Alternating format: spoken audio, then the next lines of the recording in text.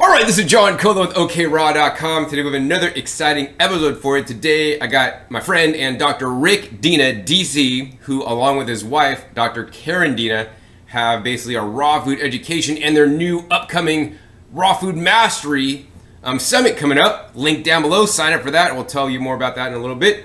But today we're going to cover a very important topic, right? Rick and Karen teach people about eating a raw food, plant-based diet and being successful at it at the long term and giving you advanced knowledge about raw foods and plant-based diet that you're really not going to get anywhere else. I mean, Rick's been doing this now since 1987, being raw and vegan at the same time. I mean, mostly raw and vegan all those years, all vegan all the time. And then bouts of cooked food here and there, but mostly raw. I mean, I consider him a raw foodist.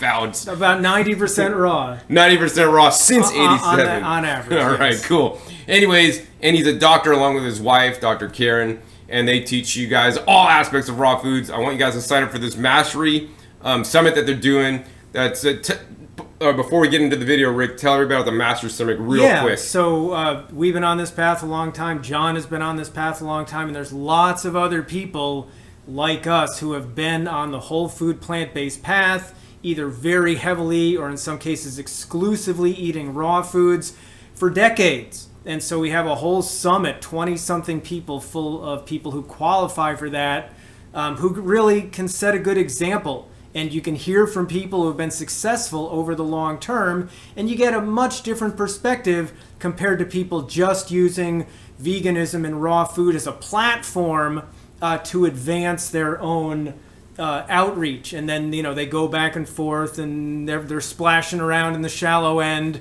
and making a lot of noise and everyone's paying attention to them.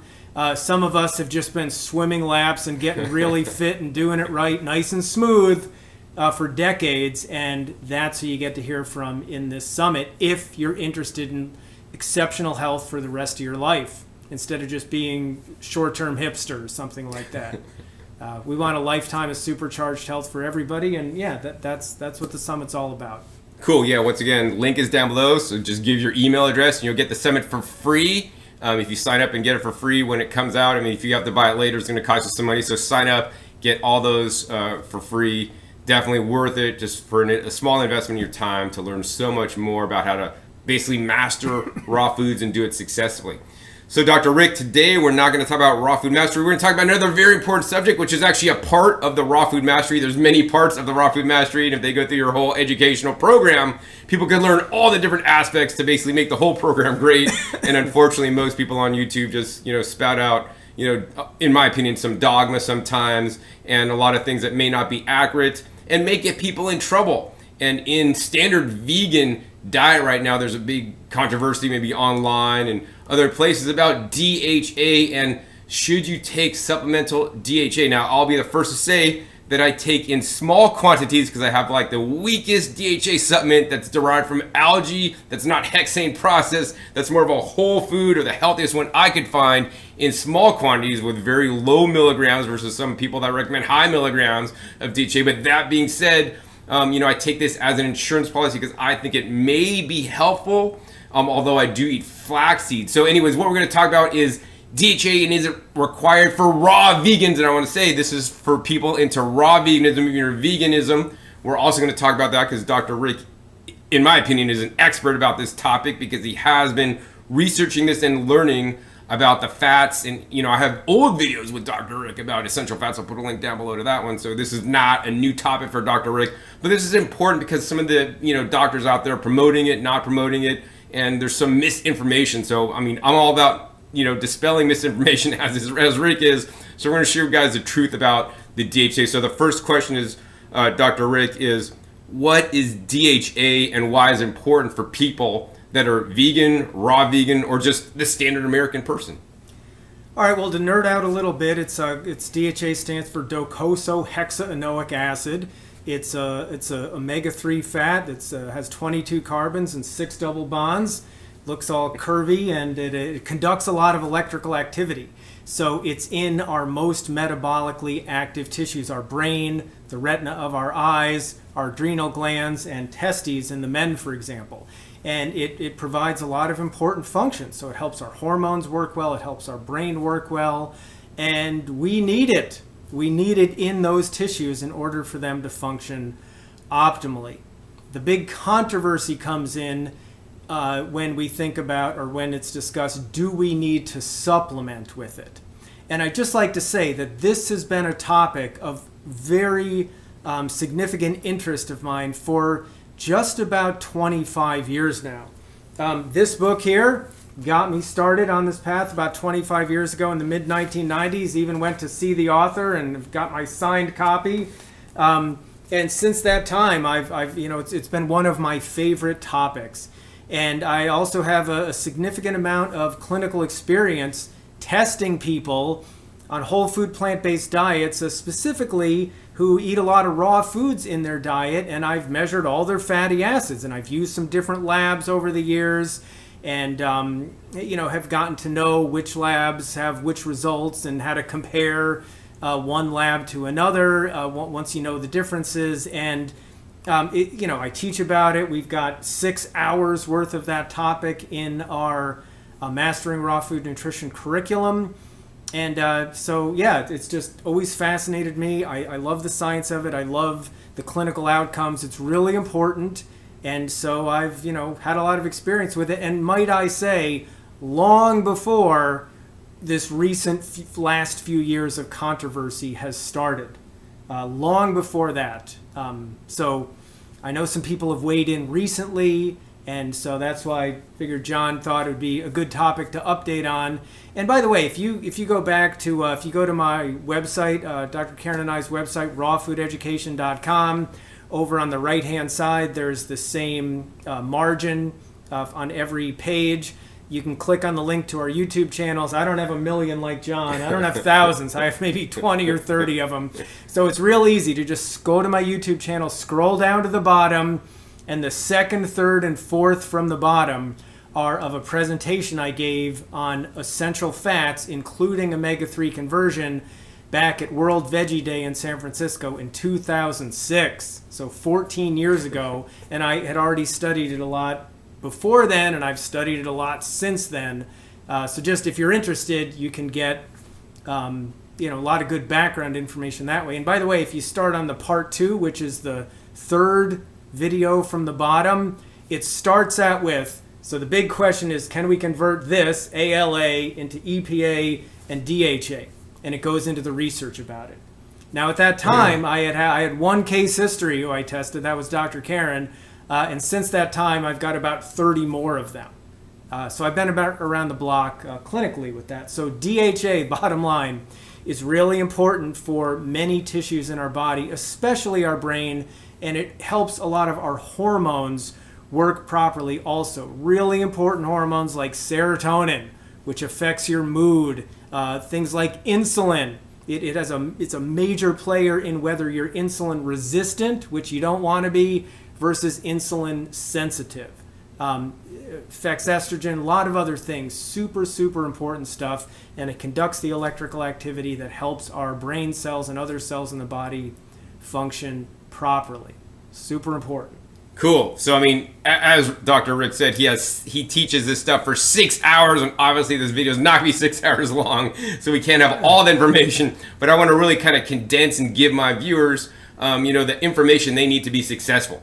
So I think the first question is, Dr. Rick, is it true that if you don't have enough DHA as you age and get older, you can maybe have dementia and other challenges? And what other health challenges could somebody have if they don't have enough DHA in their bodies? All right, so that's an excellent question. And just I'd like to give a little bit of a disclaimer because some of my fellow plant-based educators and plant-based doctors are people who I have a lot of regard for.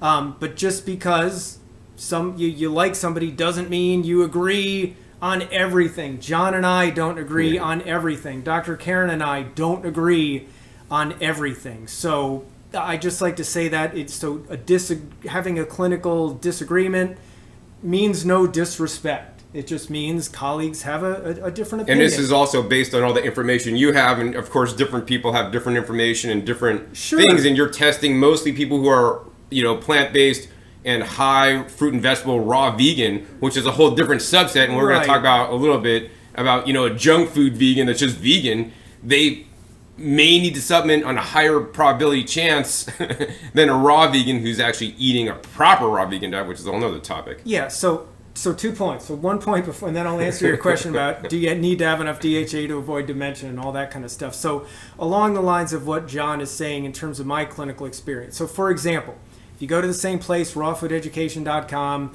click on Mastering Raw Food Nutrition at the top. There's a bunch of videos on that page. If you scroll down to the last video that you see, there's text under that, but the last actual video screen that you see, it's from 2017 when we gave a webinar on omega-3 conversion. And if you skip the first, I think, 16 minutes or so, it gives background about Dr. Karen and I, and just watch from there. You'll see about 20 minutes worth of omega-3 and omega-3 conversion. At the end of that section is a study where they looked at the DHA intake versus DHA level in the body of a number of different groups, including vegans. Now, the vegans were a small percentage of the total amount of people in there, so they're outliers. But then, if you take that group of outliers and you take another subset within that group, vegans who eat mostly raw fruits and vegetables, that makes up the foundation of my patient population base. So I study an outlying set of outliers, and as a result, and this is what John and I and Dr. Karen and most of the people on our summit recommend, we base our diet on fruits and vegetables, lots of leafy greens, a few concentrated omega-3 sources are optional if you eat enough leafy greens, and we'll talk more about that. You may not even need those extra sources, and you can still have rockin' awesome DHA levels. If you're not eating non-nuts and other, higher... Right, just from the greens, but you got to eat large quantities and not of imbalance it with nuts. Correct. Basically. Correct. So all that comes into play. So I just wanted to mention that you can see that information if you want to learn more about it. You've got 2 resources now, and you can see that the vegans were in actually good shape. But again, they're outliers, and not all vegans do convert well, and not all humans convert well, and that's where the controversy comes in. But wait, Rick, the other thing for me is that not all vegan or plant-based or raw diets are even created equal. Well, absolutely correct. And so that's where some more of the controversy comes in. So what the researchers do is they get people who live near major universities, because they're the ones who are easiest to study, and they say, look, people didn't convert well, therefore humans don't. And it brings up this general principle. So when I'm looking at lab work analysis of my patients, I realize that many of the parameters apply to them. For example, your electrolytes need to be mid-range, no matter who you are or what you eat, for your body to function properly. But there are other things where we eat a lot differently than the average person, who those reference ranges are based upon. Therefore, some of our parameters are going to be different. And which ones are different and which ones need to be the same depends on a lot of things, and you've got to just have some years of experience knowing what you're looking at in order to determine that.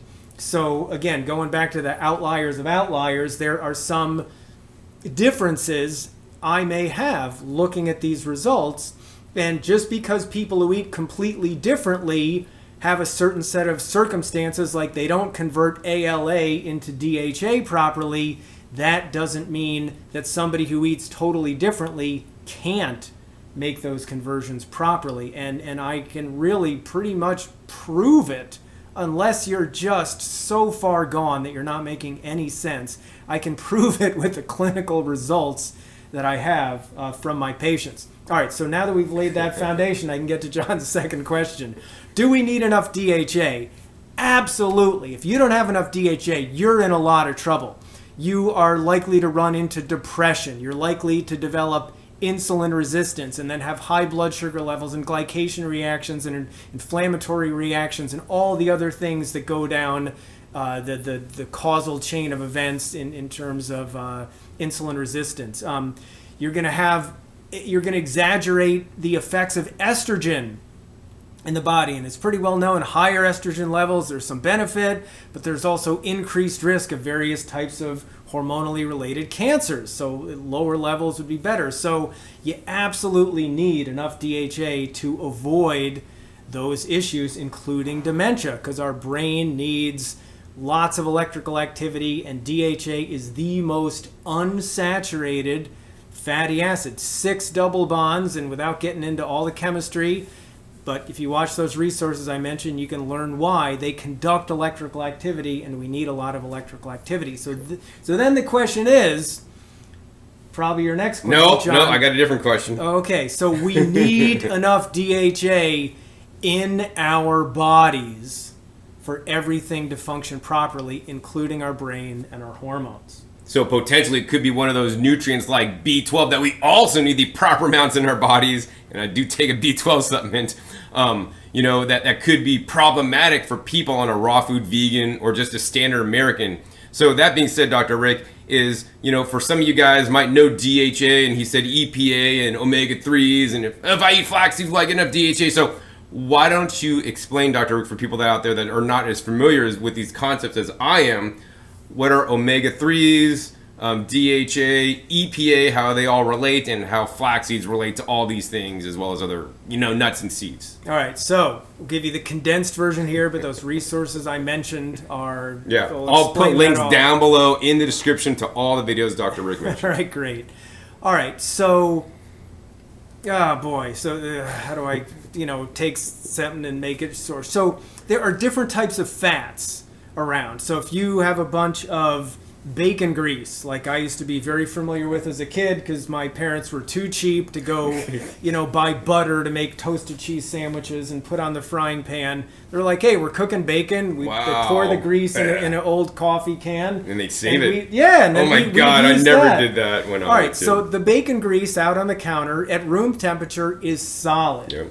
Olive oil, flax oil, sunflower oil, it's liquid, right? Because the fatty acid structure is different. So saturated fats are straight and stiff and rigid. They do important things in the body. They are part of our cell membranes. They add strength and rigidity. They're good insulators in the body. That's another thing. We need them in our body. Do we need them in our mouth? No. But do we need them in our body? Yes, we do. Luckily, our body makes them. So then, when you start to add these things called double bonds, the fats start to become more electrically conductive, and they start to curve, and they start to have different shapes. So they conduct electrical activity in the body. They're not insulators, right? They conduct electrical activity, so they're just the opposite. They're curved and fluid and flexible, and they have different attributes. So so then for unsaturated fats, there's different categories of those depending on where the first double bond is from the omega/methyl end of the fatty acid as opposed to the acid end of the fatty acid. And it's how do I describe it quickly? So omega-3s have certain attributes based on where their double bonds are in the carbon-hydrogen chain that makes up fats. And then there's omega-3s and 6s and 9s. There's other ones too, but those are the major categories. So now we're in the omega-3 family, and I'm going to try to do this here. So here we have ALA, alpha-linolenic acid. It's found in leafy green vegetables, my favorite source of them. It's found in other vegetables and fruit.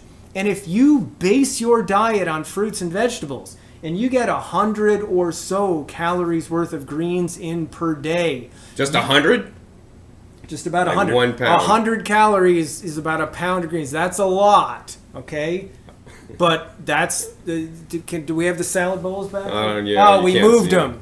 All right, well, just off the camera are salad bowls with that many greens plus other vegetables in there that we're all going to eat as soon as this video is done. So it's not unreasonable for people who eat a lot of fruits and vegetables. You can get about double the omega-3 recommendations from the Institute of Medicine just from eating fruits and vegetables, including lots of greens. That's really good news. So that's ALA. That's the omega-3 essential fat. Our body doesn't make it, but it's really important. That's why it's an essential nutrient we have to eat it.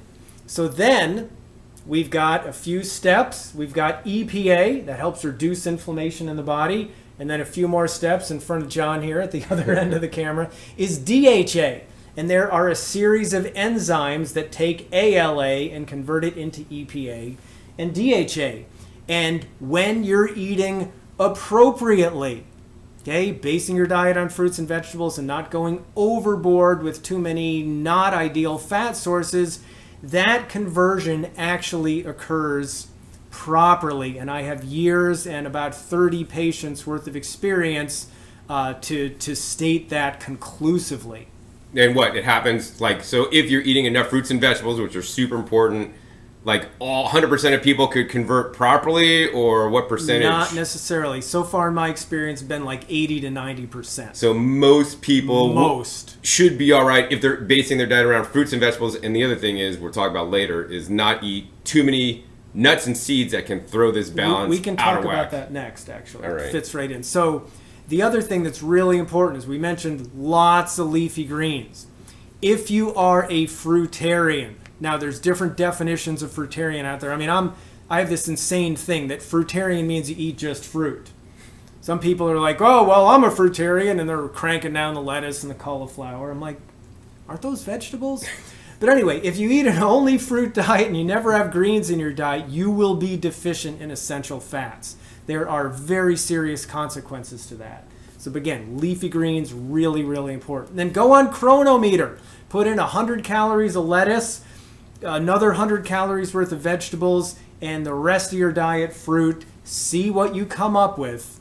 And by the way, for the omega-6 essential fat, linoleic acid, you don't need 12 grams of that. That should be more like an upper limit. So if you get 3 or 4 of that, you're actually covered. Chronometer is a little off in that regard. So see what you come up with. That's my extra credit assignment for any of you who want to really educate yourself about this. All right, so then John mentioned, so now we're down, so we had ALA, EPA, and DHA. So now we have the omega-6 family is on the lower end of the screen here. So we have linoleic acid, just LA, not ALA, LA. And guess what happens when you eat that essential fat? There are other members of the omega-6 family that LA gets converted into, and they're important also. So the deal is, the same family of enzymes that converts the omega-3 family also works on the omega-6 family. And along the pathway of omega-6s, we come up with arachidonic acid. That's bad stuff. It's not bad. It's really important stuff. But right, too much is bad. Promotes inflammation. And then up here, EPA helps reduce inflammation. So in terms of inflammation balance and in terms of our body converting omega-3s properly, what happens is, so inflammation balance, we got that. We need enough EPA and not too much AA, arachidonic acid, so we're not pro-inflammatory. And then, because the same set of enzymes convert each family, if you're getting a couple of grams of ALA, which is a sufficient amount, but you're eating 30 grams or 40 grams of LA, the omega-6 essential fat, like a lot of junk food vegans might, like a lot of people who eat processed foods who are omnivores might. You eat this, you've got so many more of these omega-6s that the enzymes are so busy working on the omega-6s, they don't have the opportunity to take ALA and convert it all the way into DHA. Those of you nerds like me, they call that competitive inhibition. That's the scientific term. The omega-6s are out-competing the enzymes, therefore the omega-3s are being inhibited. Going back to the studies where they're not looking at outliers, they're looking at the average person who consumes 20 or more times omega-6s compared to omega-3s, they in fact don't convert ALA into DHA very well. And therefore the conclusion is human beings in general don't convert well. And that's a mistake, because the crazy outliers that base their diet on fruits and vegetables. Don't forget the vegetables and greens. We understand that carbs don't make you fat and don't raise your blood sugar. We actually understand that fruit's healthy food as long as there's enough vegetables in your diet. You know, we're insane. There's only a few of us out there as a percentage of the population.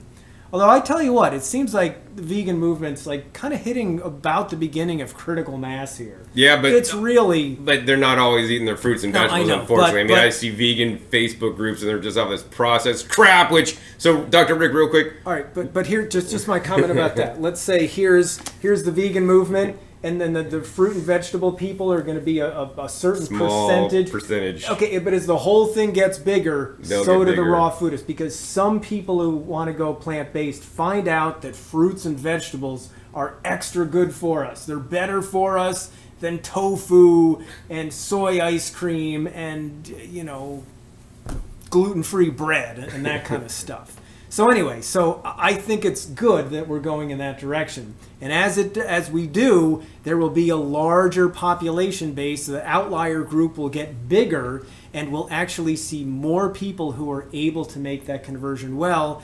And again, that's one of the real advantages I have with a population base of patients who are outliers compared to eating conventional. And then we can look at the differences and actually see effective conversion of ALA into DHA. Great to see, and it's great news for those of you who wish to head down that path and eat more fruits and vegetables with us. It's great. You feel awesome. You get tons of nutrients. Your body works so well, and so worth it. Good. So we know which foods are good to eat, such as the leafy green vegetables, and fruits. But now, Dr. Rick, because you talked about the bad stuff, what are the things that are high in the omega-6s that then will basically compete for the enzymes so that you won't have those available for the omega-3s if you're eating enough of those? So we know eat more leafy greens, basically, and eat less of what processed vegan garbage. All right. or other foods, animal foods or whatever it is. Absolutely. All the stuff that people need to eat less of. All right. Excellent question and excellent point. Let me first say that I realize not all of you are going to eat a pound of leafy greens a day. It's so easy. I juice 1 pound. It turns into 8 ounces of juice. 1 cup. It's nothing. Right? And all people on our summit do. Lots of people do. That's a good thing. You could do it. You could. And we encourage you. Plan A. Well, let's say you're really new to this and that just sounds like you're not quite there yet. Then the good news is about a heaping tablespoon of flax seeds or chia seeds that you grind up or put in a blender with some other stuff to make it thicker also supplies your entire day's worth of omega-3s in the form of ALA. But the other thing, when you're not eating the greens, you're not getting any other benefits of the greens, which are... So many reasons to eat greens, and omega-3s is just one of many, and it all works together synergistically. Really important. So here's the deal. Most nuts and seeds, if you go back 100 generations, or a few thousand years, whatever it might be, they were not available year-round. We couldn't get them all over the earth, and then you get your bowl of nuts that have been shelled and everything. We just ate those in the fall to fatten up to get through the winter. So it's really a modern-day phenomenon that we eat those things years-round. So here's the deal. And in high quantities. Because, I had to pick almonds off my brother's tree, and it takes hours to get that many almonds, and I could open a bulk bin, and in 1 second, I have all the almonds. Yes, good point. So really, it's a relatively new phenomenon in terms of human history here. So chia seeds have 3 times more omega-3s compared to omega-6s. Flax seeds have 4 times more omega-3s compared to omega-6s. Hemp seeds and walnuts, depending on the chart you look at or whatnot, have roughly 3 times more omega-6s than omega-3s. And that's still okay. But most other concentrated fat sources are much higher in omega-6s compared to omega-3s. So the higher fat raw vegans tend to have a ratio of omega-6s to omega-3s of 20 or 30 or sometimes more to 1. That's worse than a lot of junk food omnivores. Wow. And they don't convert omega-3s well. No surprise, the enzymes are busy working on the omega-6s. So Now that includes some things that I eat some of, some sunflower seeds, some sesame seeds, but we just make flax, chia.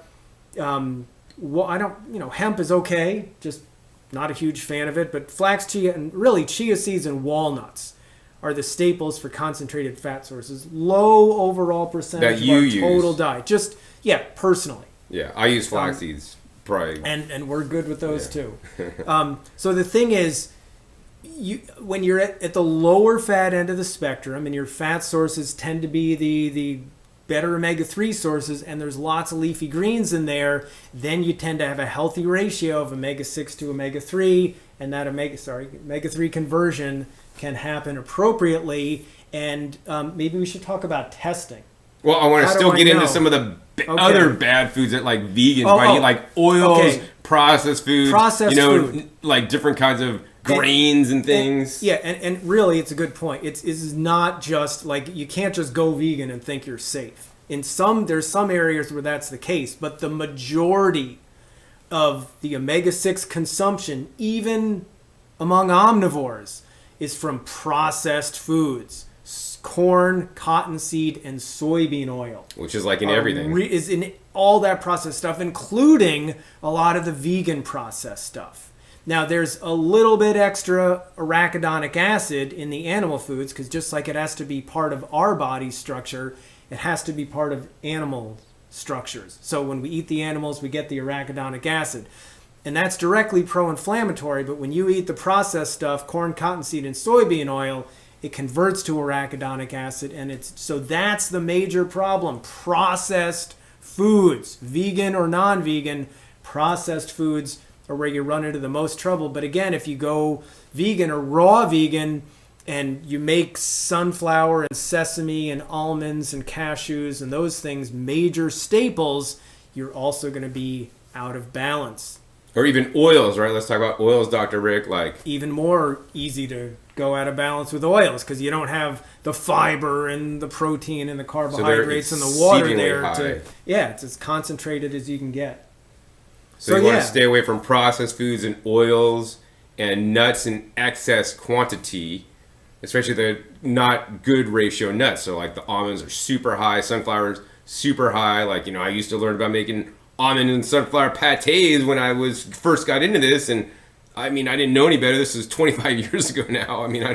I don't generally make any pâtés now. Not the worst thing you could do. Well, yeah, but it's an important consideration. And I still eat some of those high omega-6 things, but just make sure you get plenty of omega-3s in there also, and keep a healthy balance. And when you base your diet on fruits and vegetables, and then pay attention to your concentrated fat sources, just learn a few of the basics like we're talking about here, it's pretty easy to implement, and there's lots of fun stuff to make, and you feel good, and the food tastes good, and all is well.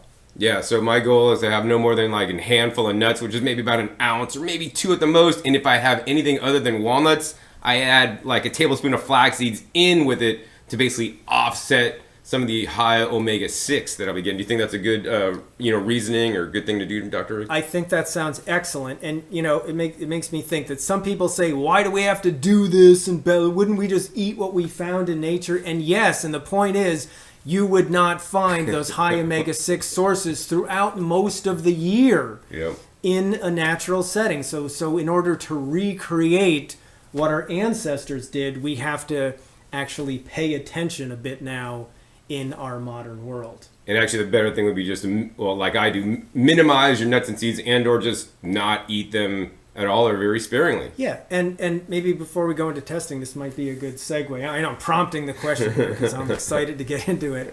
But I've tested people who eat raw fruits and vegetables, high amount of leafy greens, which is great, and do not add, in some cases, any flax seeds, chia seeds, walnuts, hemp seeds, any external concentrated fat. So any nuts. Just fat from the fruits and vegetables. And they have exceptionally good DHA levels. So that you could... Super awesome, because they're getting enough ALA. They're not consuming too many omega-6s to interfere with the process. High percentage of the ALA gets converted into DHA. And because the major researchers haven't found those outliers, that's my population base, they don't know that yet. 20, 30 years, they'll catch up. But in the meantime, you don't have to wait for them to get all these benefits. So it sounds to me that like nuts can imbalance you. So does that mean nuts are bad and we shouldn't eat them at all, Dr. Rick? No, like I said, I eat some almonds, I eat some sesame tahini, make a dressing out of it or whatnot, but I just make, and it doesn't all have to be at the same meal or the same day, but just overall, maybe over the course of a few days or a week or so, just make sure if you get some 6 sources in, just like you start eating more 6s, you add some flax seeds, keep things balanced. Right. I think that's very important because we don't want people to be scared of nuts and seeds. That being said, you don't want to like start chunking in like, a pound of cashews because you're hungry because you're not eating enough fruits and vegetables, especially the leafy green vegetables. And that's why I love juicing so much. Literally, my favorite juice these days is like basically 3 pounds of romaine hearts and 1 pound of celery. And that's the first thing I have all day. And right now I got like 4 pounds of basically green juice in me. And so Dr. Rick, how much ALA is in there or, for me? Boy, all like right. So 3 pounds of romaine and 1 pound of celery. We'd have to look it up on Chronometer, but probably 5 or 6 grams. And so that could almost be my ALA. daily amount, And basically, in one juice. Well, way more than your daily amount. So the dietary reference intake for women for ALA is 1.1 grams per day. So I'm for exceeding men, it in it's one 1.6. juice. Yeah, and that's why, like, you're an example of somebody who you get a lot of ALA from your leafy greens. And if you're not eating too many omega-6s, I know we've tested you before. I don't have the data right in front of me, but I mean, you can have super high DHA levels because you're getting the precursor to it and you're not doing things that interfere with the conversion process. And it's really, once you know the fundamentals, it's that simple. So, Dr. Rick, aside from the conversion process and eating too many omega-6s, which then may mess up your conversion process, what other reasons can somebody else be not converting? Is there like genetic reasons and other reasons, and what would they be so that people could be aware of this? All right, so omega-6s are usually the place to start because those, it's the same set of enzymes that works on both families. High-fat diets in general can inhibit the conversion if you're paleo process. or keto or even like vegan inhibit, keto, like you could be really messed up. Potentially. Depending on the fats. Another huge one is alcohol. Ah. So when babies end up with fetal alcohol syndrome, a very, very bad situation, it's thought that can happen when mom's an alcoholic. And babies can't make their own DHA and EPA like adults can. So mom's got to supply it for them. But if mom's drinking alcohol and she's not converting well, she can't give DHA to her baby. So really huge problem there. So I don't think a drink a month is going to, mess you all up. But being an alcoholic will for sure. So too many omega-6s, high-fat diets in general, excessive amounts of alcohol are all known to interfere with the conversion process. And genetics do have an influence. So think about this. My classic example is, let's say someone is Scandinavian and all of their ancestors, back thousands of generations, had an outside source of DHA from the cold water fish, and they had EPA in there also. And you go back a few hundred years, the oceans were pure, right? They had an outside source of DHA. So if they didn't turn ALA into DHA effectively, from an evolutionary survival point of view, so what? There was no disadvantage. So somebody is living in the modern world today and is of Scandinavian descent, they might not convert well, right? Because they weren't selected out in the past, like people living inland might have been. So genetics does, and that's why I think testing is so important, because you can actually see all of those fats and see what your levels are. So I think that'd be the most prudent thing to do instead of getting scared by taking the DHA because this guy says take it and this guy says, oh, we don't need it. Like, how do you know you don't need it? Like, everybody's different. Maybe you need it, you don't. It depends on your diet. Many factors. Maybe you drink alcohol sometimes. Maybe you're drinking too much. Maybe, you have a different descent, or maybe there's some other kind of reason you're not converting. So I guess the only way really to know if you really need it or not, and also everybody's diet's different, is to get tested. So Dr. Rick, let's talk about the testing. Can I get a standard blood test my doctor would do and see my blood draw and then see the plasma level of my DHA or my omega-3s? Is that a good test? And I got to say, just going back to the beginning, you have heard John say this on interviews with me many, many times before, including long before the DHA controversy started. So we're still in the same position. That hasn't changed. No one's throwing us off because we're well educated about this. All right, so there's two basic types of tests to test your fatty acid levels in your blood.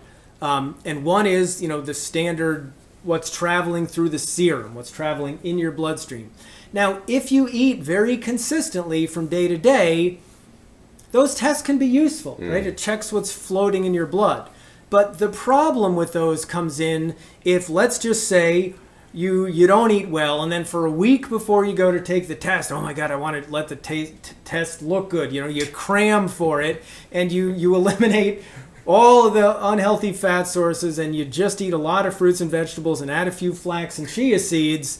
You can make the test look great because that's what's floating in your bloodstream at that time. And then as soon as you get home from the lab, you still have the bandage on, you can start dousing with the tahini and the almonds and everything. And oil and junk vegan food. So, in other words, if you don't eat consistently, the test just shows what you've eaten over the, maybe the last few days or week or so. So it's not entirely accurate. So not necessarily. So that's why I like and have used for years the tests where they draw your blood, but then what they do is they measure the fatty acid profile, all the different fatty acids of the cell membranes of your red blood cells. And that is indicative of the cell membrane contents of the other cells in your body. Now, not perfectly indicative because if there's always going to be more DHA in certain neurons compared to in your red blood cells. Okay, so there's always that differential. But it's just sort of like with a man. If you measure my body fat behind my tricep, that's indicative of my overall body fat. There's always going to be more at my belly than there is in the back of the tricep, but the more there is in the belly, then there's going to be relatively more in the back of the tricep also. So it's a good general indicator of the fatty acid profile. What I mean by profile is the percentage of the whole that each of the different specific fatty acids makes up. So therefore, your average red blood cell is for 4 months. So when they look at the cell membranes, it's indicative of what has been in your diet over the last 4 months. You can't fake it out in a few days by drinking a cup of flax oil the night before you go to the lab. It's kind of like an A1C related to insulin. Not so much related to insulin, but related to your blood sugar. Blood sugar, yeah, sorry. Yeah, exactly. So exactly. It's another thing where they measure glycation reactions of the hemoglobin proteins that are in red blood cells. And once again, your average blood cell lives 4 months, so... Now, are these tests accurate? Because I know some doctors say that these tests aren't accurate because this lab and this lab have different numbers. And I respect that, and I appreciate that. In fact, someone who I saw in a video say that recently is someone who I have such regard for, both personally and professionally. So just like John and I don't agree on everything, Dr. Karen and I don't agree on everything. I don't agree that just because there's differences from lab to lab that we should throw our hands up and not utilize tests. So for many years, I utilized Genova Diagnostics, and I think their tests are very accurate. A few years ago, due to cost and convenience, actually probably 10 years ago at this point, I started using OmegaQuant. And I've noticed, because I've tested some of the same patients with both labs, and in fact, about a year ago, I thought one of these days I'm going to go over and have the same blood sample and send them to both labs, cool. just to see it the exact same. Did you do it? I haven't done it yet. And now that I wish I had done it before the controversy about labs came, because then I could have said, hey, I'm on it, but haven't happened to get around to it yet, but I will do it. But myself and a couple other people who eat consistently, I have seen tests from both labs. So I already have an idea that the DHA levels that Genova results show are about double that what you see from OmegaQuant. And SpectraCell and other companies measure those things also.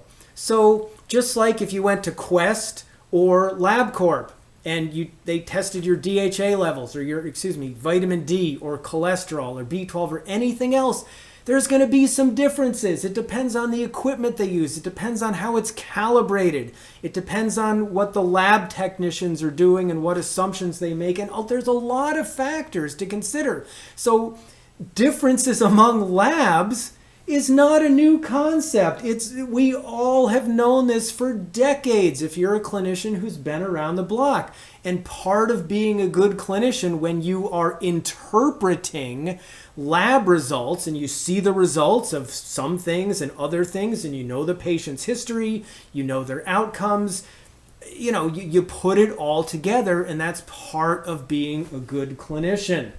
Okay, I mean, the USDA database for nutrient analysis of foods isn't perfect, right? Depends on the subspecies of crop, the soil it was grown in, what the weather was like that year, how the machines were calibrated, if it was fresher or less fresh, if it was organic or not, right? All those things come into play. So does that mean never go on chronometer, throw your hands up, it's all useless because it's not perfect? Absolutely not. And God, thinking things are useless because you're not perfect or something, it's like, oh my God, you ate a French fry, you might as well go on a junk food binge. It's just it's a flawed concept in my opinion. So, and again, we are interpreting these results. We're not protocol droids that if it's here, then you supplement. If it's there, then you don't. There's lots of things to take into account. And when you take those things into account, when you've been around the block for many years as a clinician, you can utilize those tests very effectively to interpret that well for your patients, to give them very useful information as to if what they're doing is working well or if it's not and they need to make a change. 80 or so % of the patients I have tested have had very solid DHA levels.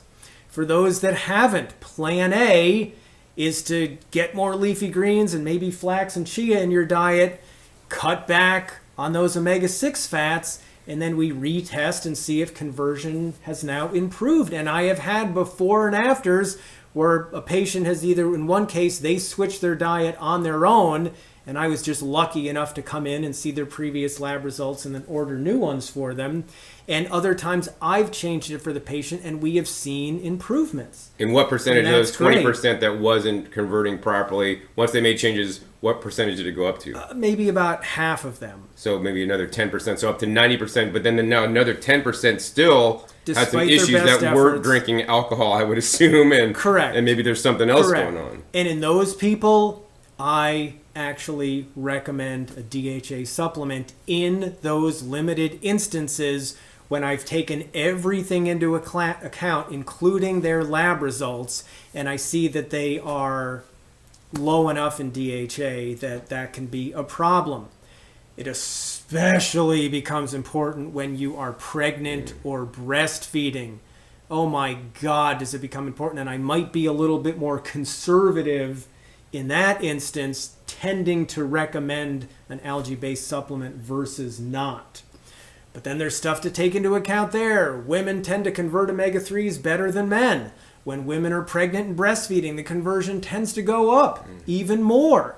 So that needs to be taken into account when you're looking at the results. And, again, there's a lot of moving parts and a lot of stuff to consider. And that's why you can't just look at what your results. I mean, for OmegaQuant, for example, they're a very fish-centric company. Okay, they're the president, who's a good guy, is from the fish oil industry, so he's got that perspective. So I always give my patients a disclaimer: when you get the results, read some of the information there, but skip some of it. Wait till we have our follow-up consult to really make sense, and I will interpret these results appropriately for you. And then there's a lot more to talk about too. What the omega-3 index should be, what your DHA levels really should be. And different people have different opinions on that. And, the average person eating lots of omega-6s and lots of saturated fats, they need higher levels of omega-3s in general to offset all that other stuff. When you're eating clean, well, sometimes those things can change a little bit. And again, we're not protocol droids. We're trying to be smart clinicians interpreting all this properly to keep people as healthy as possible. So a lot to consider, but that at least covers. We thought we were going to make this 20 minutes, and I don't know how long it's been. A bit longer than that, but really cool topic, really fun. It's part of why we call it, when you're a clinician, you're in practice. You're not in if-then statements. Although some clinicians try to turn it into that, and I think they could be doing a better job, not just having if-then statements, but looking at the whole big picture and making sense out of everything. Cool, Dr. Rick. So I got a couple more questions for you. So, right. Yeah, of course. So the number one question is, do you think it's like, I don't know if you'd call this dangerous advice for that no vegan or nobody needs to supplement DHA? Or on the other hand, everybody should take DHA. Both of those statements, in my opinion, right? It's not personal. This is my opinion as a researcher, as a clinician who cares about plant-based eaters, because I'm one of them for 33 years. Both of those statements are irresponsible. Very irresponsible. I would hate to see a child born with poor eyesight and 15 lower IQ points because mom from Sweden was told nobody should ever have to take a DHA supplement. That's a tragic consequence that never needs to happen. I would also hate to see people spending money on stuff that comes in plastic bottles to add more that's going to float around in the ocean for 400 years and have fish swallow it and have all those problems because they've been scared into something that isn't warranted, and they were scared about the test, so they said, I better take it. No, you might not have to. You may or may not. It depends. So we test people, and we interpret those tests appropriately in the context, and then we know who might need to supplement and who doesn't need to. It's that simple. It's really that simple. All right, Dr. Rick, so this leads me to my next question. Aside from just doing an omega-3 test like we talked about, are there other blood test results that can factor in to the bigger picture, and if you do need or do not need to take a DHA supplement? So if this blood test is out of range, that may be indicative of a fatty acid issue or not, and what would some of these results be? John, that is a super good question. I hadn't even thought of that. But great question. Let me give an example. I can look at your red blood cell count, your hemoglobin, your hematocrit, and the size of your red blood cells, and only from those four things, and probably even one of them, and tell you an awful lot about the iron status of your body. Never measure iron or ferritin, because you can't have all those numbers look right if you're too low in iron. So yes, I mentioned some of the things in the beginning that omega-3s, including DHA, affect in our brain. Yeah. And so, for example, if somebody has an excellent fasting glucose, an excellent A1C, and we've measured their insulin, and that's good and low, right? If insulin's low and your blood sugars and numbers are good, that means your cells are sensitive to insulin.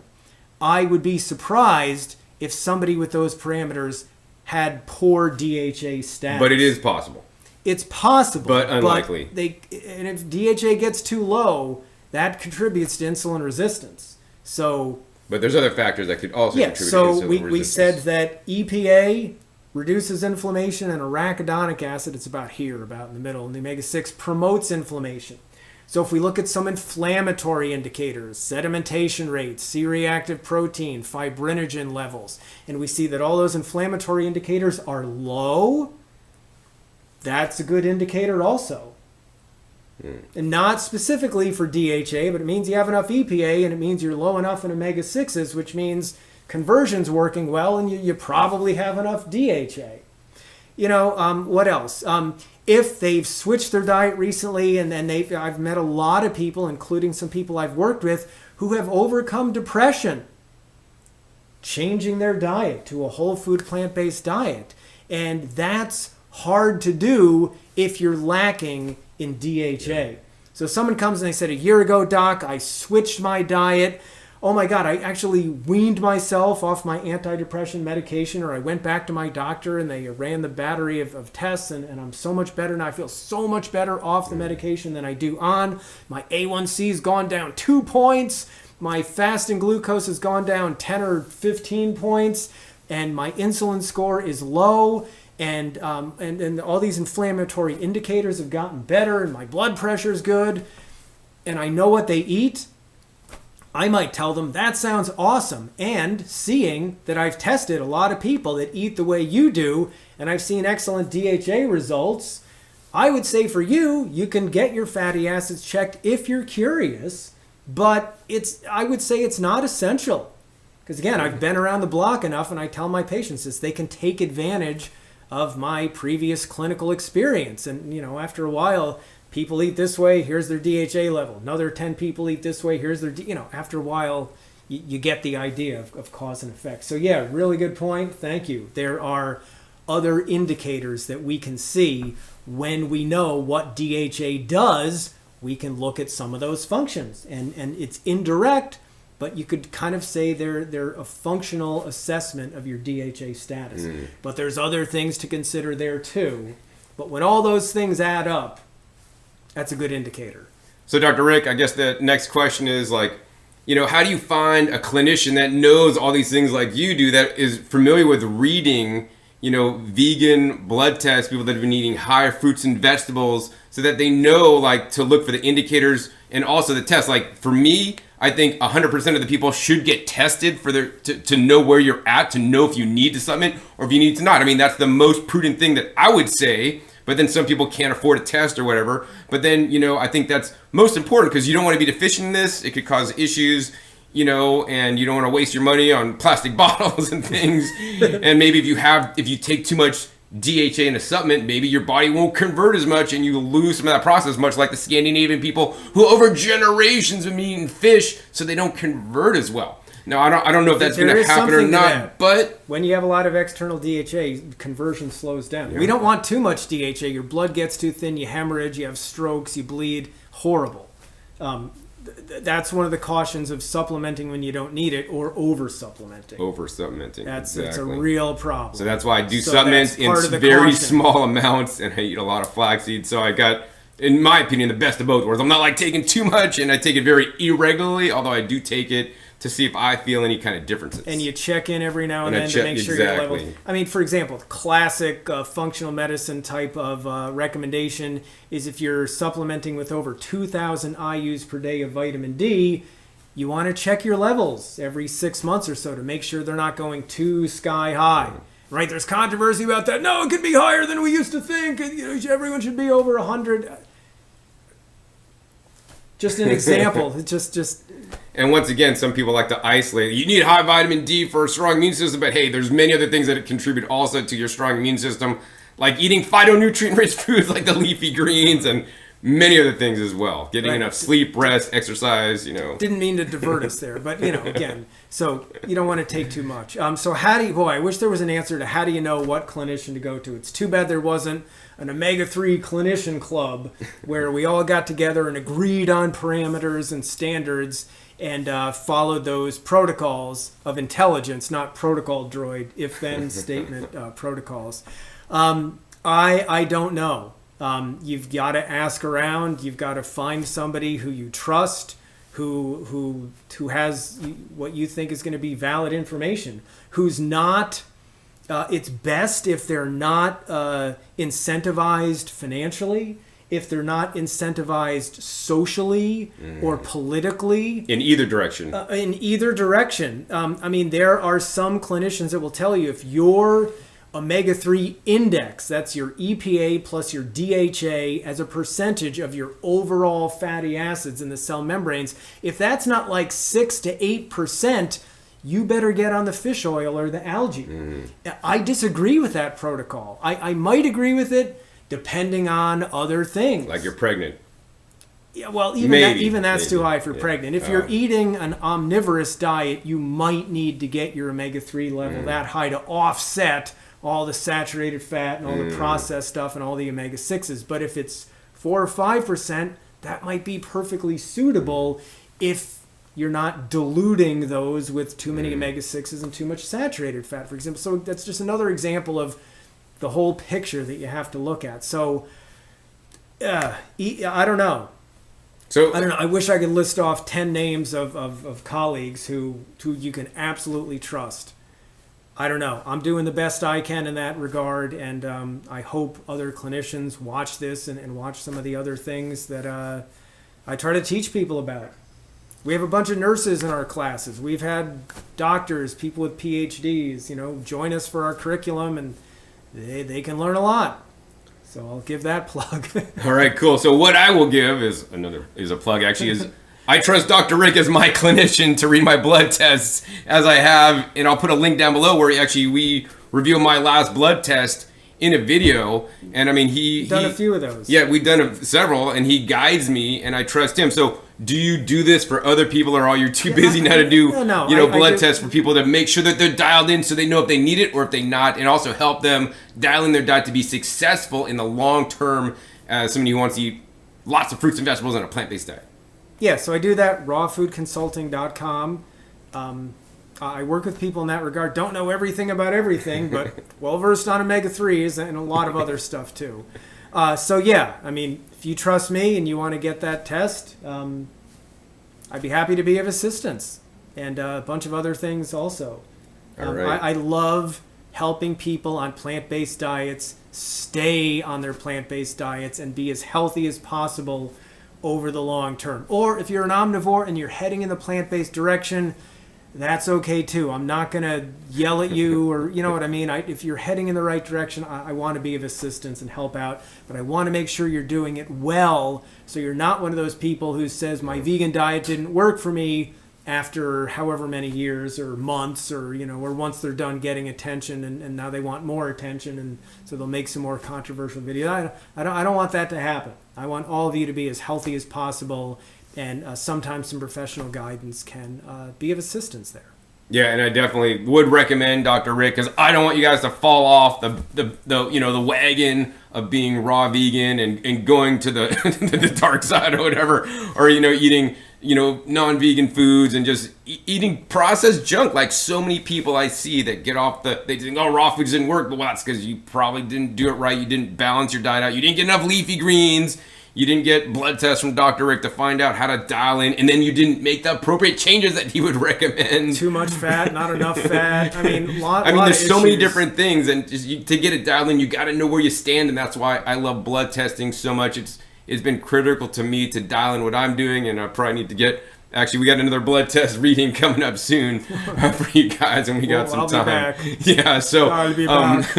But anyways, aside from this, I think we got to move on with this video. So the next part, really, I want to talk about is your summit that you have going on right now. I want you guys to sign up. Once again, the link is down below. Give them your email so that you could learn from over 20 different long-term plant-based and raw fruit and vegetable eaters, how we've been successful in the long term. And I know one of the questions in there is about the greens and how important they are, and I'm sure you will see that greens are very important for all us long-term successful people that have been eating plant-based, fruit and vegetable dominated diets. So you want to talk more about the summit and why somebody should listen in on this and why it's so valuable for people.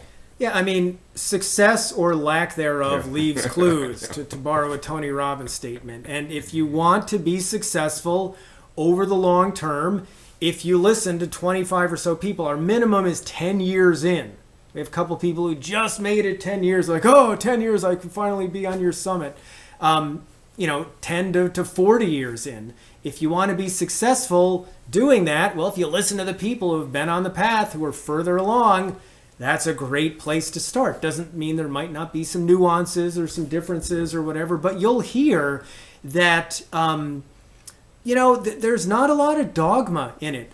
People base their diet on fruits and vegetables. Some eat more fat, some eat less fat, some like this kind of fruit, some don't eat as much fruit. There's a wide variety within that realm, and we just really want to set a good example of what is possible. So those of you who want to keep this up over the long term, be as healthy as possible, be around for your grandkids, be in the best mood, have your brain work well, get the most out of yourself performance-wise, mentally and emotionally and intellectually, get the best athletic performance, overcome type 2 diabetes, hypertension, high cholesterol, autoimmune diseases, all sorts of other issues, lose weight, feel your best. We are trying to set a good example for that, and that's why we've got this conglomeration together of people for this summit, including John. So, that's about it. I think that sums it up. Not much more to say. Wonderful. It's a really good example. Yeah, great. So I would say that, if you guys stuck through this video up to this point, which has been a little bit longer than we had originally planned, you guys are serious about your health, so take your health to the next level. Listen to this upcoming summit. Give your email address right down below so you get notified as each interview comes out, and I want you guys to listen to it and basically adopt the practices that a wide variety of people do, so that you can have successful, and also listen carefully about some of the things that people do that might really light you up and excite you. I'm really into the gardening, think gardening is the answer, and my channel is called Growing Your Greens, where I teach gardening because I want you guys to grow and eat your greens in a wide variety of greens and the highest quality greens. So that's super important. As you learned in this episode, the greens are super important, so don't be a deficient vegan, raw vegan, or just regular standard omnivorous person that's not eating enough of their leafy green vegetables as well as their vegetables. So, can I say one more thing? Yeah, one more thing, Doug. I always forgot. So a lot of you watching this have probably been to our summits before. This is our 5th year in a row. A couple different things this year. So number one, we have 6 or 8 or 10 new people who have never been on the summit before. So we got some new blood to check out and hear what they have to say. And it's nice when people are newer. Some of them, made the 10-year mark, and that's why they joined us this time. But it's different perspectives sometimes, and those of us have been at it longer. And also, we have a lot more of the mindset type questions this time. So we really, we've always had nutrition and mindset stuff, but we're a little more toward the mindset end of the spectrum this time. And, it's amazing having asked different questions this time, especially mindset questions, to some of the people we've had on before. I thought I knew their deal pretty well, but I've actually been kind of amazed at some of the insights they have because we have a different set of questions to ask this time. So, just wanted to mention that as well. Yeah, always new information in all their summits, and I always try to listen to all the other summit interviews aside from my own, because I always could learn something new and improve my diet to make it even better than it is, and that's why I make these videos for you guys to share what I'm learning. So, Dr. Rick, if somebody wants to get a hold of you to get their blood tested, all this kind of stuff, once again, link is down below to join that summit. How can somebody, get a hold of you to get their blood tested so they could find out if they really need DHA or not? Yeah, or other stuff. Other things. Rawfoodconsulting.com is my part-time clinical practice, virtual practice. And then rawfoodeducation.com is where we have the information about our curriculum and links to our YouTube channels and other social media stuff. And you can access, I think we'll have a place to access the summit there also. All right, so I'll put links down below to the, Rick's websites, as well as the link to the summit that you're going to want to sign up to get that. I'll have that link first as a first, comment that'll be pinned so you guys could sign up for that, because I don't want you guys to miss it, seriously. So I think that's pretty much the end of this episode. If you guys enjoyed this episode with Dr. Rick, want more episodes with Dr. Rick, love Dr. Rick like I do, hey, please be sure to give this video a thumbs up. Also, please be sure to share this video with other people that are into raw food, plant-based, whole food, plant-based diet, that are vegan, vegetarian, so that they could get this information about the DHA, so that they can learn the truth if they need it or if they don't. And we need to really spread the proper information out there, which I think is really a big injustice, that there are people out there spreading misinformation that may lead people in the wrong direction, whichever direction that is. But really the way to know is to test and also dialing your diet in the first place to make sure that you're eating according to how we should eat, because you could just be vegan and eat so much processed junk food, like I see on some Facebook vegan groups, man. It's all about just vegan. Oh, I found this vegan processed junk food, and it's like, oh my God, you probably likely need to take DHA, or actually more importantly than that, correct your diet in the first place, like Dr. Rick would suggest.